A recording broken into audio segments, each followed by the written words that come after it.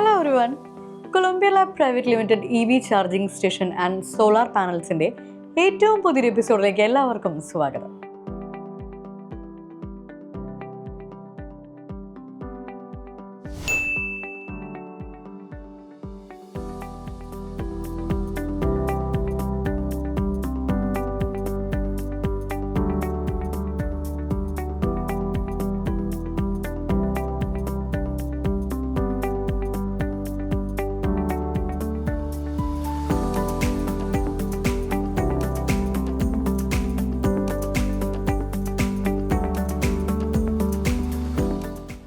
സോളാറും EVCസും ആണ് കൊളംബിയ ലാബിൻ്റെ ഏറ്റവും മുഖമുദ്രകൾ, അല്ലെങ്കിൽ നമ്മുടെ ഫീൽഡ് എന്നുള്ള കാര്യം എല്ലാവർക്കും അറിയുന്ന കാര്യമാണ്. ഇപ്പോൾ യൂണിയൻ ബജറ്റ് വന്നിട്ട് കുറച്ച് ദിവസങ്ങളായിട്ടുള്ളൂ. ഈ ദിവസങ്ങൾക്കുള്ളിൽ തന്നെ EVCസിൻ്റെയും സോളാറിൻ്റെയും ഗ്രീൻ എനർജി, സസ്റ്റൈനബിൾ എനർജി ഒക്കെ ഫീൽഡിൽ എത്രത്തോളം മാറ്റങ്ങൾ വന്നിട്ടുണ്ടെന്ന് കറക്റ്റായിട്ട് ബഡ്ജറ്റൊക്കെ ഒബ്സർവ് ചെയ്യുന്നവർക്കറിയാം. അങ്ങനെ അറിയാത്തവർക്കായിട്ടാണ് നമ്മൾ പ്രധാനമായിട്ടും ഇന്നത്തെ എപ്പിസോഡ് കൊണ്ടുപോകുന്നത്. അതും ജനറൽ ആയിട്ടുള്ള കാര്യങ്ങൾ മാത്രമല്ല, എന്തൊക്കെയാണ് ഇതിൻ്റെ ബെനിഫിഷ്യറീസ് വരുന്നത്, എങ്ങനെയൊക്കെയാണ് ഇതിൽ നിന്ന് നമുക്ക് പ്രോഫിറ്റ് ഉണ്ടാക്കാൻ പറ്റുന്നത് എന്ന കാര്യങ്ങൾ നമ്മളുമായിട്ട് ഇന്നത്തെ എപ്പിസോഡിൽ കമ്മ്യൂണിക്കേറ്റ് ചെയ്യുന്നത് DPSM കോ ആൻഡ് ചാർട്ടേഡ് അക്കൗണ്ടൻറ്റിൽ നിന്നുള്ള ടീമാണ്. ഇന്നത്തെ നമ്മുടെ ഗസ്റ്റായിട്ട് വന്നിട്ടുള്ള ആൾക്കാർ mister Deepak Sebastian, mister Sean John Joseph, miss Anjitha, mister Ajith. ഇത്രയും പേര് കൃത്യമായിട്ടിരുന്ന് അനലൈസ് ചെയ്യുന്നുണ്ട് എന്തൊക്കെയാണ് കാര്യങ്ങൾ എന്നുള്ള കാര്യം. നിങ്ങൾ ഈ എപ്പിസോഡ് മിസ് ചെയ്ത് കാണുമെന്നാണ് പ്രതീക്ഷിക്കുന്നത്. MSME എന്ന് പറയുന്ന ഒരു സെഗ്മെൻറ്റ് നിർമ്മല മാഡം പറഞ്ഞ ബഡ്ജറ്റിൽ പറയുന്നുണ്ട് കൃത്യമായിട്ട്. ഇന്ത്യയിൽ 1.5 കോടി MSMEs ഉണ്ട്. ഇവരാണ് ഇന്ത്യയിൽ 7.5 കോടി എംപ്ലോയ്മെൻറ്റ് ജനറേറ്റ് ചെയ്യുന്നത്. പല പല വീക്ഷണങ്ങളാണ് ഈ ബഡ്ജറ്റിനെ പറ്റിയുള്ളത്. ഇപ്പോൾ ഞങ്ങളുടെ ഒരു ടീം ഇതിനെ അനലൈസ് ചെയ്ത് കഴിയുമ്പോൾ ഓരോ ഇൻഡസ്ട്രി വൈസ് അനലൈസ് ചെയ്തു, ഓരോ സെക്ടർ വൈസ്, അതായത് ഇപ്പോൾ ഇൻഡിവിജ്വൽസ്, ബിസിനസ് ക്ലാസ്സിൽ തന്നെ പല പല ഇൻഡസ്ട്രിയിലുള്ള ആൾക്കാരുണ്ട്. ബഡ്ജറ്റ് 2025 എന്ന് പറയുന്നത് പൊതുവെ പ്രതീക്ഷകൾക്ക് അപ്പുറം ആനുകൂല്യങ്ങൾ നമുക്ക് കിട്ടി എന്ന ഒരു പൊതു അഭിപ്രായമുള്ളൊരു ബഡ്ജറ്റാണ്.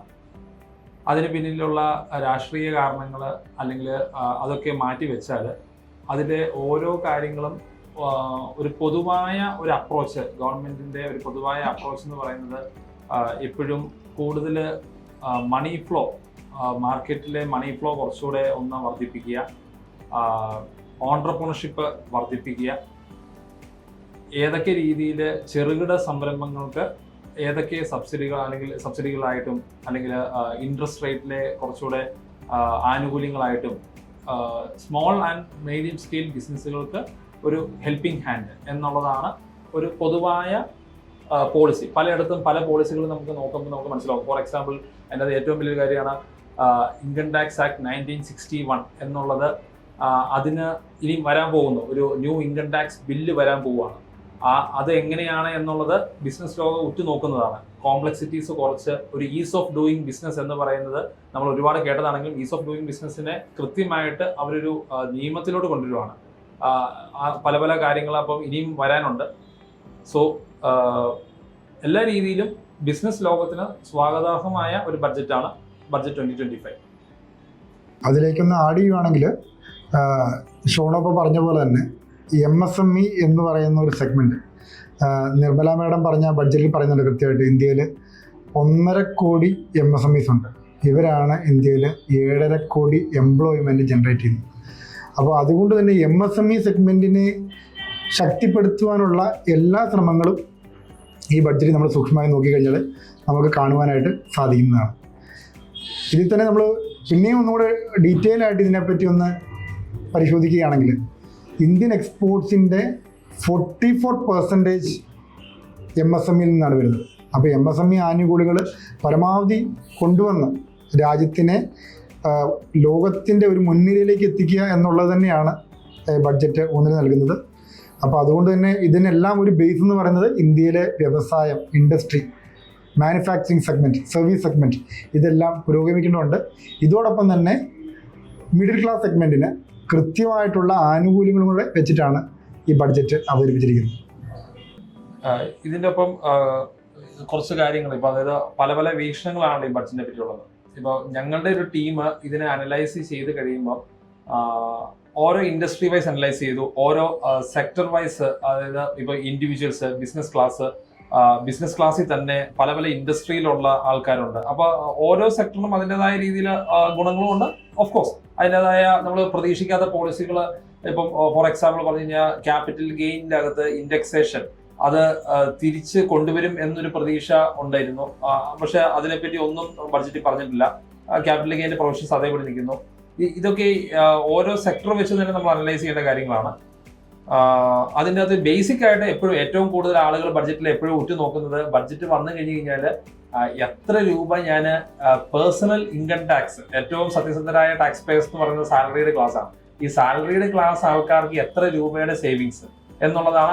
അവിടെ നിന്നാണ് അവർക്ക്, കാരണം ഒരു മാസം കൃത്യമായിട്ടൊരു എമൗണ്ട് വരുന്നു. ആ എമൗണ്ട് പല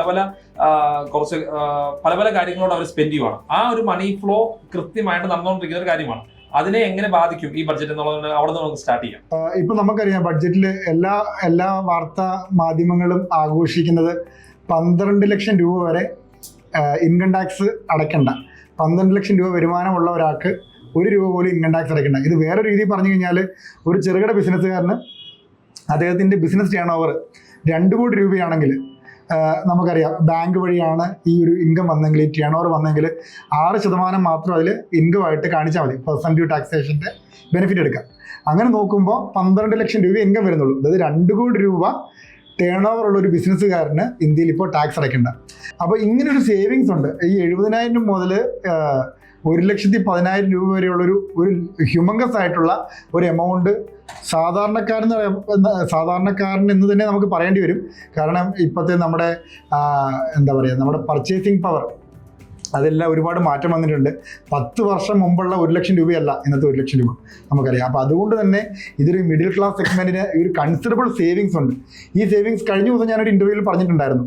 ആ ഒരു സേവിങ്സ് നമുക്ക് എങ്ങനെ പ്രോപ്പറായിട്ട് ചിലവാക്കി കഴിഞ്ഞാൽ, എങ്ങനെ പ്രോപ്പറായിട്ട് പ്ലാൻ ചെയ്ത് കഴിഞ്ഞാൽ അതിൽ നിന്ന് നമുക്കൊരു റവന്യൂ ഉണ്ടാക്കാം, അതിൽ നിന്ന് നമുക്ക് എങ്ങനെ ബെനിഫിറ്റ് ഉണ്ടാക്കാം, ആ ഒരു കാര്യങ്ങളെപ്പറ്റി നമുക്ക് എല്ലാവരും ചിന്തിക്കേണ്ടതുണ്ട്. എല്ലാ അസസീസും ചിന്തിക്കേണ്ടതുണ്ട്. നമുക്ക് വേണമെങ്കിൽ നമ്മുടെ ഒരു ഹോം എടുത്ത് ഹോം ലോണിൻ്റെ EMI ആയിട്ട് നമുക്ക് വേണമെങ്കിൽ ഈ സേവിങ്സിനെ ടാപ്പ് ചെയ്യാം. അല്ലെങ്കിൽ സസ്റ്റൈനബിൾ എനർജി സോഴ്സസ് ഉണ്ട്, ലൈക്ക് സോളാറൊക്കെ. അപ്പോൾ അതിൻ്റെയൊക്കെ നമുക്ക് ഒരു കോസ്റ്റ് ബെനിഫിറ്റ് അനാലിസിസ് എല്ലാവരും നടത്തേണ്ടതാണ്. നമ്മൾ വീട്ടിൽ ഒരു എക്സാമ്പിൾ ഒരു സോളാറിനെ പറ്റി തന്നെ പറയുവാണെങ്കിൽ, നമ്മൾ വീട്ടിൽ ചിലപ്പോൾ ഒരു സോളാർ പ്ലാന്റ് ഇൻസ്റ്റാൾ ചെയ്ത് കഴിഞ്ഞാൽ നമ്മുടെ എനർജി കൺസംഷൻ എത്രയാണെന്ന് നമുക്ക് നോക്കാം. ഒരു ക്യാപിറ്റൽ ബഡ്ജറ്റിങ് അതിൽ അപ്ലൈ ചെയ്യാം. അതിനെ ബേസ് ചെയ്തിട്ട് നമുക്ക് ഈ ഒരു സേവിങ്സ് ഒരു എൻഹാൻസ് ചെയ്യാനുള്ള രീതിയിൽ ഉള്ള ഗവൺമെൻറ്റിൻ്റെ ബെനിഫിറ്റ്സ് ഉണ്ടാവാം. ഒരുപാട് ബെനിഫിറ്റ്സ് ഗവൺമെൻറ് കൊണ്ടുവരുന്നുണ്ട്. ഈ ബെനിഫിറ്റ്സ് ഒക്കെ എടുത്തിട്ട് നമുക്ക് എങ്ങനെ ഇതിനെ ക്യാറ്റർ ചെയ്തെടുക്കാം, എങ്ങനെ നമുക്കതിനെ കൂടുതൽ പൊട്ടൻഷ്യലായിട്ട് യൂസ് ചെയ്യാം എന്നൊക്കെ നമുക്ക് ചിന്തിക്കേണ്ട ഒരു സമയമാണിത്. സാറ് ഇപ്പം ബഡ്ജറ്റിൽ വന്നിരിക്കുന്ന ഒരു മാറ്റത്തെ പറ്റി നമ്മളിപ്പോൾ പലതും പറഞ്ഞു. അതായത് നമുക്ക് മാസാമാസം കിട്ടാൻ പോകുന്ന അല്ലെങ്കിൽ വർഷാവർഷം കിട്ടാൻ പോകുന്ന ടാക്സ് സേവിങ്സിനെ പറ്റി ഒരു ഏകദേശം ഐഡിയ ആയിട്ടുണ്ടോ?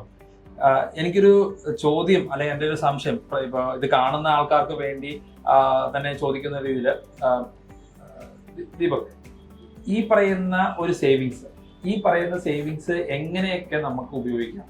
ഒരു മാസം 10,000 അല്ലെങ്കിൽ 7,000 മുതൽ 10,000 വരെ സേവിങ്സ് ഉണ്ടാകാനുള്ള സാധ്യതയുണ്ട് ഈ ഇത്ര സ്കെയിൽ മാറിയപ്പോൾ. ഇതിന്റെ ഒരു ഇൻവെസ്റ്റ്മെന്റ് ഓപ്ഷൻസ് പലതെന്ന് പറഞ്ഞു. ഇൻവെസ്റ്റ്മെന്റ് ഓപ്ഷൻസിന് ഏറ്റവും പ്രധാനമായിട്ടും മാർക്കറ്റ് എന്ന് പറഞ്ഞു. പക്ഷെ മാർക്കറ്റിലോട്ടുള്ള ഒരു ആക്സസിബിലിറ്റി എത്രത്തോളം സാധാരണ ഒരാൾക്കാർക്ക് ഉണ്ട് എന്നുള്ളത് ഒരു വശം. അതല്ലെങ്കിൽ എന്തൊക്കെ ഒരു ഓപ്ഷൻ? ശോണ, ഞാൻ നേരത്തെ പറഞ്ഞ പോലെ ഞാൻ അത് വീട് പണിയുന്ന കാര്യങ്ങളൊക്കെ പറഞ്ഞു അല്ലേ. വീട് പണിഞ്ഞാൽ അത് EMI-ന്റെ ഒരു കൺസർവ് എമൗണ്ട് ഈ പറയുന്ന 7,000 എന്നൊക്കെ പറയുന്ന ഒരു EMI-ന്റെ ഒരു 30% ഒക്കെ ആവാം. അങ്ങനെ വരാമെന്ന് ഞാൻ പറഞ്ഞു. ഇനി അല്ലെങ്കിൽ ഞാൻ പറഞ്ഞു സസ്റ്റൈനബിൾ എനർജിയിൽ ഇൻവെസ്റ്റ് ചെയ്യാം. സസ്റ്റൈനബിൾ എനർജി അല്ലേ. നമ്മൾ എല്ലാം ഒരു ക്ലൈമറ്റ് ഫ്രണ്ട്ലി ബഡ്ജറ്റ് തന്നെയാണ് മാഡം അവതരിപ്പിച്ചിരിക്കുന്നത്, നമുക്കറിയാം. അപ്പോൾ അതുകൊണ്ട് തന്നെ അതൊന്നും നമ്മുടെ റെസ്പോൺസിബിലിറ്റിയാണ്, നമ്മുടെ എൻവയോൺമെൻറ്റിനെ പ്രൊട്ടക്ട് ചെയ്യാന്നുള്ളത്. അതിൻ്റെ ഒപ്പം നമ്മുടെ റെസ്പോൺസിബിലിറ്റിക്കൊപ്പം അതിലൊരു പ്രോഫിറ്റും കൂടെ ഉണ്ടെങ്കിലോ. ഫോർ എക്സാമ്പിൾ പറയുകയാണെങ്കിൽ ഷോണോ വീട്ടിൽ സോളർ വെച്ചിട്ടില്ലാത്ത ഒരാളാണ് അല്ലേ. അപ്പോൾ അത് ഷോണോ അതിലൊരു സോളാർ യൂണിറ്റ് ഒരു 2 kV-ൻ്റെ 3 kV-ൻ്റെ ഒക്കെ ഇൻസ്റ്റാൾ ചെയ്യുകയാണെങ്കിൽ മേ ബി എമൗണ്ടുകൾ ഞാൻ നല്ല അപ്രോക്സിമേറ്റ് പറയുകയാണെങ്കിൽ 2 to 3 lakhs വരുന്നു കൂട്ടിക്കും. ഒരു 3 lakh വന്നു, you can avail the benefit of you can avail the government subsidies അല്ലേ, ഒരു 70,000-80,000. അതെ, എക്സാക്ട്ലി. ഒരു 70,000 80,000 ആ ഒരു സബ്സിഡി ബെനിഫിറ്റ് എടുത്തു കഴിഞ്ഞ് കഴിഞ്ഞാൽ additionally you may require to pay 1.25 lakhs. ഇതൊരു റഫ് കാൽക്കുലേഷൻ ആണ്. ഈ ഒരു എമൗണ്ട് സപ്പോസ് ഷോണോന്റെ അടുത്തില്ല, ഷോണോയ്ക്ക് വേണമെങ്കിൽ പബ്ലിക് ഫണ്ടുകൾ ബാങ്കിനെ സമീപിക്കാം. ഇപ്പോൾ ബാങ്കുകളൊക്കെ സോളാർ എനർജി ഗവൺമെന്റിന്റെ അടുത്ത് പുഷുണ്ട് ടു ലെൻഡ്. ഈ പറയുന്ന സോളാർ ഇൻസ്റ്റാളേഷൻ ഒക്കെ ആയിട്ട് ലെൻഡിങ് ഭയങ്കര സുതാര്യമാണെന്ന് നമുക്കറിയാം. അതായത് വേറെ രീതി പറഞ്ഞു കഴിഞ്ഞാൽ ഇപ്പം നമുക്ക് ഉണ്ടാവുന്ന ആ ഒരു സേവിങ്സ്, മാസം ഉണ്ടാവുന്ന സേവിങ്സ്, ഈ സേവിങ്സ് നമ്മൾ സേവിങ്സ് ആണെന്നും പറഞ്ഞ് നമ്മൾ ജസ്റ്റ് ആ ഫിഗർ മാറ്റി വെക്കാതെ അത് വീണ്ടും റീഇൻവെസ്റ്റ് ചെയ്യണം. ആ റീഇൻവെസ്റ്റ് ചെയ്യണമെങ്കിൽ അതിന് റീഇൻവെസ്റ്റ് ചെയ്യുമ്പോൾ 7,000 അല്ലെങ്കിൽ 8,000 അതൊരു EMI പോലെ അല്ല, മാസം നമ്മൾ ഗവൺമെന്റിലേക്ക് അടച്ചുകൊണ്ടിരുന്നൊരു തുക നമ്മളൊരു ഇൻവെസ്റ്റ്മെന്റ് ഓപ്ഷൻ കണ്ടെത്തി അതിലോട്ട് നമ്മൾ മാറ്റണം. അത് ഒന്നെങ്കിൽ SIP മാർക്കറ്റ് ഇൻവെസ്റ്റ്മെന്റ് ആവാം, അതല്ലെങ്കിൽ ഇപ്പൊ നിങ്ങളുടെ നിത്യ ചെലവുകൾ കുറയ്ക്കാവുന്ന രീതിയിൽ എന്ത് ഓപ്ഷൻ എടുക്കാം. ഇപ്പൊ പറഞ്ഞ സോളാർ ഇൻസ്റ്റാൾ ചെയ്യാൻ ഒരു ഫണ്ടിങ്, നമുക്കിപ്പോ ബാങ്കിന്റെ ഫണ്ടിങ് ഉണ്ടാവും, ആ ബാങ്കിന്റെ ഫണ്ടിങ്ങിന് വേണ്ടിയുള്ള EMI-ലോട്ട് ഇത് മാറ്റണം. ഞാൻ സോളാർ സ്പെസിഫിക്കലി പറയാൻ കാരണം സസ്റ്റൈനബിലിറ്റി ബേസ്ഡ് ആണ്. കാരണം ഇത് ക്ലൈമറ്റ് ഫ്രണ്ട്ലി ബഡ്ജറ്റ് എന്ന് ഞാൻ നേരത്തെ പറഞ്ഞു അല്ലേ, ഒരു ക്ലൈമറ്റ് ഫ്രണ്ട്ലി ബഡ്ജറ്റ് ആണ് നമ്മുടെ നാഷൻ നോക്കുന്നത്. സസ്റ്റൈനബിലിറ്റി ഒപ്പം കഴിഞ്ഞ വർഷങ്ങളിലും ഇപ്പം നമ്മുടെ ക്ലയൻസിൽ ഏറ്റവും കൂടുതൽ ഇപ്പം എന്ത് പറയുന്ന വെച്ചാൽ നമ്മുടെ ക്ലയൻസിൽ ഇലക്ട്രിക് വെഹിക്കിൾസ് എടുത്തു കഴിഞ്ഞാലുള്ള ബെനിഫിറ്റിനെ പറ്റി 40% ഡിപ്രീസിയേഷൻ, അതെ 40% അത് അല്ല 40% ഡിപ്രീസിയേഷൻ ആണ് ഒരു ബെനിഫിറ്റ്. അത് കൂടാതെ ഇൻട്രസ്റ്റിന്റെ നമ്മുടെ ഓഡിയൻസിന് മനസ്സിലാകാനായിട്ട് പറയാം. സാധാരണഗതിയിൽ ഒരു കാറ് വാങ്ങുവാണെങ്കിൽ 15% ഒരു വർഷം അതിന്റെ ചെലവായിട്ട് എഴുതി കളയാൻ പറ്റുന്നത്. ആ ചെലവിനുള്ള ഓമനപ്പേരാണ് നമ്മൾ ഇന്ത്യൻ ടാക്സ് ആക്ടിൽ ഡിപ്രിസിയേഷൻ എന്നൊക്കെ പറയുന്നത്. ഒരു 10 ലക്ഷം രൂപയാണ് നമ്മുടെ കാറിന്റെ വിലയെങ്കിൽ ആ ഒരു വർഷം ഫസ്റ്റ് ഇയർ 1 നമുക്ക് 1,50,000 രൂപ നമുക്ക് നമ്മുടെ എക്സ്പെൻഡിച്ചറായിട്ട് എഴുതി കളയാം ആ ഡിപ്രിസിയേഷൻ. ഇറ്റ് സെയിം ടൈം നമ്മളൊരു EV ആണ് വാങ്ങുന്നതെങ്കിൽ, ഇലക്ട്രിക് വെഹിക്കിൾ ആണ് വാങ്ങുന്നതെങ്കിൽ 10 ലക്ഷം രൂപ ഉള്ളൊരു വെഹിക്കിൾ വാങ്ങിക്കഴിഞ്ഞാൽ ഈ 1.5 വരെ നമുക്ക് 4 lakh rupees 40% ഇതിന്റെ ഡിപ്രിസിയേഷനായിട്ട് നമുക്ക് റൈറ്റ് ഓഫ് ചെയ്യാൻ പറ്റും. അതിന്റെ ഒപ്പം തന്നെ സെപ്റ്റംബറിന്റെ അല്ലെ 182 ഡേയ്സ് നമുക്ക് യൂസേജ് കിട്ടുന്ന രീതിയിൽ പർച്ചേസ് ചെയ്താലും 182 ഡേയ്സ് യൂസേജ് കിട്ടിയില്ലെങ്കിൽ ഈ 40% എന്നുള്ള 20% ഹാഫ് ഓഫ് ദ ഡിപ്രീസിയേഷൻ ആയിട്ട് മാറും അല്ല. Okay fine. ഇത് കൂടാതെ ഒരു ബിസിനസ് ഓണർക്ക് എന്തൊക്കെ ബെനിഫിറ്റ്സ് ഉണ്ടാവുക? 18 EB യെസ്, 80EEB എന്നും പറഞ്ഞ ഒരു സെക്ഷൻ ഉണ്ട്. Interest on loan for purchase of electrical vehicles. അതായത് നമ്മളൊരു കാറ് വാങ്ങുന്നു, അത് കാറ് ഇലക്ട്രിക് വെഹിക്കിൾ ആണെങ്കിൽ അതിനൊരു ലോൺ ഉണ്ടെങ്കിൽ ആ ലോണിന് അടയ്ക്കുന്ന interest up to 1.5 lakh rupees വരെ നമുക്ക് നമ്മുടെ ഇൻകത്തിൽ നിന്ന് മൈനസ് ചെയ്യാം. അത് ഓൾഡ് റെജീമിലാണ് ഡിഡക്ഷൻസ് ഒക്കെ ഉള്ളത്. നമ്മൾ നേരത്തെ പറഞ്ഞ 12 ലക്ഷത്തിലില്ല. പക്ഷേ ഓൾഡ് റെജീം യൂസ് ചെയ്യുന്ന ഒരുപാട് ആൾക്കാരുണ്ടെന്ന് നമുക്കറിയാം. അവർക്ക് അറിയാനായിട്ടാണ് ഈ ഒരു പേര്. ഒരു പൊതുവായ കാര്യം നമുക്ക് മനസ്സിലായത്, ഓക്കെ നമുക്കൊരു ഇൻവെസ്റ്റ്മെന്റ് നടത്താനുള്ള ഒരു അവസരം നമുക്ക് ഏപ്രിൽ 2025 മുതൽ വരുവാണ് എന്ന് പറയാൻ കാരണം ബഡ്ജറ്റിന്റെ ഒരു എഫക്റ്റീവ് ഡേറ്റ് അപ്പോഴായതുകൊണ്ടാണ്. സ്വാഭാവികമായിട്ടും അത് ചിലർക്ക് ചെറിയ തുകയാണ്, ചിലർക്ക് അത് വലിയ തുകയാണ്. ഞാൻ പ്യുവർലി ഇപ്പോൾ ഉണ്ടാവുന്ന ഒരു ടാക്സ് സേവിങ്സിന്റെ ആംഗിൾ മാത്രം പറയുന്നത്. അപ്പോൾ ഏതൊരു ഇൻവെസ്റ്റ്മെന്റും ആയിക്കോട്ടെ, ഫോർ എക്സാമ്പിൾ എക്സെപ്റ്റ് ഒരു മാർക്കറ്റ് ഇൻവെസ്റ്റ്മെന്റ്സിന്റെ അനാലിസിസ് വേറെ രീതിയിൽ വേണം ചെയ്യാൻ. ഒരു ക്യാപിറ്റൽ ബഡ്ജറ്റിംഗ് എന്നൊരു കൺസെപ്റ്റ് ഇപ്പോൾ ഒന്ന് ഇൻട്രൊഡ്യൂസ് ചെയ്യാൻ താല്പര്യപ്പെടുവാണ്. അതായത് ഒരു capital investment can be in anything. It can be in vehicle or it can be in like ഇപ്പോൾ നമ്മൾ സസ്റ്റൈനബിൾ ഡെവലപ്മെന്റിന്റെ ഭാഗമായിട്ട് നമുക്ക് ഒരു regarding in to the solar projects whatever be the case, അങ്ങനെ ഒരു ഇൻവെസ്റ്റ്മെന്റ് നമ്മൾ തീരുമാനിക്കുമ്പം നോട്ട് ഓൺലി എന്താണ് പൊതുവേ നമ്മൾ നോക്കേണ്ടത്, ക്യാപിറ്റൽ ബഡ്ജറ്റിംഗ് എന്നൊരു കൺസെപ്റ്റാണ് അവിടെ നമ്മൾ ശ്രദ്ധിക്കുന്നത്. അപ്പോൾ അതിന്റെ ഒരു ചെറിയൊരു ഞങ്ങളൊരു അസംഷൻസ് അല്ലെ എക്സാമ്പിൾസ് വെച്ചുകൊണ്ട് ഞങ്ങളൊന്ന് ഡിസ്കസ് ചെയ്ത് നമുക്ക് പോവാം. അപ്പോൾ നമ്മുടെ ഒരു ഇൻവെസ്റ്റ്മെന്റ് കോസ്റ്റ് ആയിട്ട് ഞങ്ങളിപ്പോൾ കണക്ക് കൂട്ടുന്നത് for the is of calculation നമുക്കൊരു 2 lakhs ഇൻവെസ്റ്റ്മെന്റ് കോസ്റ്റ് കണക്ക് കൂട്ടിയാൽ 2 lakhs ഇൻവെസ്റ്റ്മെന്റ് കോസ്റ്റിൽ നിന്ന് നമുക്ക് അതെ സബ്സിഡി ആയിട്ട്, അതായത് സ്കീം PM സൂര്യഗർ എന്ന പോളിസി 2.0 അതിലുള്ള സബ്സിഡി അത് കുറച്ച് കഴിയുമ്പോൾ നമുക്കുള്ള net investment cost 2 lakh minus 78,000. Which comes to 1,22,000. ഇതാണ് നെറ്റ് ഇൻവെസ്റ്റ്മെന്റ് കോസ്റ്റ്. അപ്പോൾ ക്യാപിറ്റൽ ബഡ്ജറ്റിങ്ങിനകത്ത് നമ്മൾ ആദ്യം തീരുമാനിക്കേണ്ടത് എന്താണ് നെറ്റ് ക്യാഷ് ഔട്ട്ഫ്ലോ, അതായത് the cash outflow minus any forms of subsidy. So the net cash outflow is some figure. Then ഇത് എങ്ങനെയാണ്, എത്ര കാലം കൊണ്ടാണ് നമുക്ക് ഇത് റിട്ടേൺ പേ ബാക്ക് എന്നുള്ളത്. അവിടെ റിട്ടേൺ എന്ന് പറയാൻ കാരണം എന്താണ്, ഈ ഒരു ഇൻവെസ്റ്റ്മെന്റ് വഴി നമുക്ക് ഏതെങ്കിലും ഒരു റെഗുലർ എക്സ്പെൻസസ് ലാഭിക്കാൻ പറ്റിയ, ഫോർ എക്സാമ്പിൾ ഇപ്പം നമ്മൾ സംസാരിക്കുന്നത് റിഗാർഡിങ് നമുക്കൊരു ഇലക്ട്രിസിറ്റി കൺസപ്ഷൻ, നമുക്കൊരു സേവിങ്സ് കൊണ്ടുവരാൻ നമുക്ക് എത്രയാണ് അതിന്റെ ഒരു കാൽക്കുലേഷൻ എങ്ങനെ നമുക്ക് പറയാൻ പറ്റുക, ഒരു പെർ മന്ത് സേവിങ്സ്, ഒരു ആവറേജ് ഒരു ഹൗസ് കൺസപ്ഷൻ, നമുക്ക് മാസാമാസം കിട്ടുന്ന ആ ഒരു ഇലക്ട്രിസിറ്റി സേവിങ്സ്, അത് ഡിപ്പെൻസ് ഓൺ ലൈക്ക് നമ്മുടെ കൺസപ്ഷൻ എത്രയാണ്, അങ്ങനത്തെ നമുക്ക് എന്താണോ ആ ഒരു പ്രോഫിറ്റ്, അത് നമ്മൾ ഈ ഒരു സോളാർ നമ്മൾ യൂസ് ചെയ്തതിന് മുന്നേ ഉള്ളതും അതിന് ശേഷമുള്ള ആ എക്സ്പെൻസിന്റെ ഡിഫറൻസ്, അതാണ് നമ്മുടെ സേവിങ്സ്. ഈ സേവിങ്സിന് നമ്മൾ 12 മാസം നമ്മൾ നോക്കി കഴിയുമ്പോൾ എന്താണോ ഒരു വർഷത്തെ സേവിങ്സ് നമുക്ക് കിട്ടും. നമ്മൾ ആദ്യം പറഞ്ഞ 1,22,000, ഈ 1,22,000 എന്ന് പറഞ്ഞ ഫിഗറിനെ if you divide by with this savings, of course നമുക്ക് annuity like the present value of money നമ്മൾ പരിഗണിക്കണം. അതും കൂടെ നമ്മൾ ചെയ്ത് കഴിഞ്ഞാൽ we will get by what period നമുക്ക് ഈ ഒരു ഇൻവെസ്റ്റ്മെന്റ് നമുക്കത് റിട്ടേൺ ആയിട്ട് വരും. പേ ബാക്ക് പീരീഡ് നമുക്കത് കണ്ടുപിടിക്കാം. അപ്പോൾ പേ ബാക്ക് പീരീഡ് നോക്കി കഴിയുമ്പോഴത്തേക്കും നിങ്ങൾക്കറിയാം ഇപ്പം നമുക്ക് അത് എത്രത്തോളം ഒരു ഇൻവെസ്റ്റ്മെന്റ് നടത്തുമ്പോൾ ആ പേ ബാക്ക് പീരീഡിന് ഒരു പ്രസക്തി കൊടുത്തിട്ട് വേണം നമ്മൾ ആ ഇൻവെസ്റ്റ്മെന്റിലോട്ട് പോകാൻ. അങ്ങനെ നോക്കി കഴിയുമ്പോൾ നിങ്ങളുടെ മുന്നിൽ കിട്ടുന്ന പല ഓപ്ഷൻസ് ഉണ്ട്.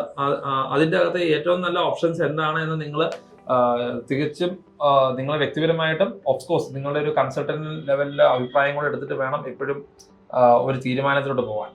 ഈ ബഡ്ജറ്റിലെ ഏറ്റവും പ്രധാന അല്ലെങ്കിൽ ഒരു പ്രസക്ത ഭാഗം എന്ന് എനിക്ക് വ്യക്തിപരമായിട്ട് തോന്നിയത് വുമൺ ഓൺട്രപ്രണർഷിപ്പ് അടക്കം ഉള്ള പുതിയ സംരംഭങ്ങൾക്ക് ഉള്ള ഒരു സപ്പോർട്ട്. അത് MSME രജിസ്റ്റേർഡ് ആയിട്ടുള്ള ആൾക്കാർക്ക് എന്തൊക്കെയാണ് നമ്മൾ ബെനിഫിറ്റ്സ് ആയിട്ട് ഇപ്പം ബഡ്ജറ്റ് സ്പീച്ച് വഴി നമുക്ക് മനസ്സിലായത്, ലൈക്ക് 5 lakhs അതൊന്ന് പറയുമോ? ക്രെഡിറ്റ് കാർഡ് ഫെസിലിറ്റി പ്രൊവൈഡ് ചെയ്യുന്നുണ്ട്, അപ് ടു 5 lakh വരെ നമുക്ക് ആനുവലി. അതായത് MSME രജിസ്ട്രേഷൻ എടുത്ത ഒരു എൻറ്റിറ്റിക്ക് 5 lakhs വരെയുള്ള ക്രെഡിറ്റ് കാർഡ് ഫെസിലിറ്റി കൊടുക്കും. അത് 10 ലക്ഷം ബിസിനസ് ഫസ്റ്റ് ഫേസ് ഉദ്ദേശിക്കുന്നത് ഈ വരുന്ന ഒരു വർഷം കൊണ്ട് 10 lakh യൂസേഴ്സിന് അതിന്റെ ഒരു ബെനിഫിറ്റ് കിട്ടുന്ന രീതിയിലുള്ള ഒരു പ്രൊമോഷൻ ഉണ്ടാവും. ഒപ്പം പുതിയ ഫോർ ദ ന്യൂ ഓൺട്രപ്രണേഴ്സ് ഒരു business support up to 2 crore എന്നുള്ളത്. അത് വുമൺ ഓൺട്രപ്രണർഷിപ്പിനും അതുപോലെ തന്നെ ദ കണ്ടീഷൻ സപ്ലൈ ആയിരിക്കും. അതിനെ കുറിച്ച് കൂടുതൽ വിവരങ്ങൾ ഇനി പുറത്തു വരണം. ഇത് സ്റ്റാർട്ടപ്സിനെ സപ്പോർട്ട് ചെയ്യാൻ വേണ്ടിയാണ്. സ്റ്റാർട്ടപ്സിന്റെ എക്സംഷൻ അത് അപ് ടു 2030 വരെയുള്ള എല്ലാ സ്റ്റാർട്ടപ്പുകൾക്കും 80 IACയുടെ ബെനിഫിറ്റ് കിട്ടുന്ന രീതിയിലുള്ള മാറ്റങ്ങളും ബഡ്ജറ്റിനകത്ത് വന്നിട്ടുണ്ട്. ഏത് രീതിയിലും ഈ ഓൺട്രപ്രണർഷിപ്പ് വളർത്തുക എന്നുള്ള ആ ഒരു പോയിന്റിലോട്ട്, അതൊരു ഗവൺമെന്റിന്റെ ഒരു ദീർഘവീക്ഷണമുള്ള ഒരു പ്രൊജക്റ്റ് ആയിരുന്നു, ഒരു പോളിസി ആയിരുന്നു. 2-3 വർഷം മുന്നേ തന്നെ ഇവര് ഇതിന് വേണ്ടിയുള്ള സ്റ്റെപ്സ് ഓരോന്നോരോന്നും എടുത്തിരുന്നു. ഈ ബഡ്ജറ്റിൽ അത് കുറച്ചുകൂടെ സ്പെസിഫിക് ആയിട്ട് അവരതിനകത്ത് വ്യക്തമാക്കിയിട്ടുണ്ട്. ഇങ്ങനെയുള്ള സ്കീമുകൾ അല്ലെങ്കിൽ ഇങ്ങനെയുള്ള ബാങ്കിൽ നിന്ന് നമുക്ക് കിട്ടുന്ന പലതരം ഫെസിലിറ്റീസ്, ഇതൊക്കെ പല ബിസിനസ് ഓണേഴ്സിനും അത്ര വ്യക്തമല്ല, അല്ലെങ്കിൽ അവരതിനെപ്പറ്റി കൂടുതലും, പ്രത്യേകിച്ച് കേരളത്തിന്റെ ഒരു ബിസിനസ് എൻവയോൺമെന്റിൽ ഈ വക സബ്സിഡീസ് അല്ലെങ്കിൽ എന്തൊക്കെ പ്രൊമോഷൻ സ്കീംസ് ആണ് ഗവൺമെന്റ് തരുന്നതിനെ പറ്റി പല ബിസിനസ് ഓണേഴ്സും അത്ര അജ്ഞരാണ്. ആ ഒരു അജ്ഞത നമ്മൾ ഈ ബഡ്ജറ്റ് വഴി, ഈ ബഡ്ജറ്റിന്റെ പഠനം വഴി നിങ്ങളത് മാറ്റണം. ബിസിനസ് ഓണേഴ്സും ബിസിനസ്സിലോട്ട് വരാൻ ആഗ്രഹിക്കുന്നവരും കാര്യമായിട്ട് തന്നെ ഈ വക പോളിസികൾ എന്തൊക്കെയാണ് അതിനെപ്പറ്റി അനലൈസ് ചെയ്യണം. Of course you should consult A professional person in the concern field. അതുവഴി ഒരു സംരംഭകത്വം വളർത്തുക എന്ന് പറഞ്ഞ ഒരു ഗവൺമെന്റിന്റെ പോളിസിയിൽ എല്ലാവർക്കും പങ്കുകാരാവാനുള്ള അവസരമുണ്ട്. So make the best use of it. Thank you. DPSM ടീമിൻ്റെ ഈ ഇന്നത്തെ ഒരു കമ്മ്യൂണിക്കേഷൻ അല്ലെങ്കിൽ നിങ്ങളോട് പറഞ്ഞു തന്ന കാര്യങ്ങൾ നിങ്ങൾക്ക് കൃത്യമായിട്ട് മനസ്സിലായി എന്ന് തന്നെയാണ് വിചാരിക്കുന്നത്.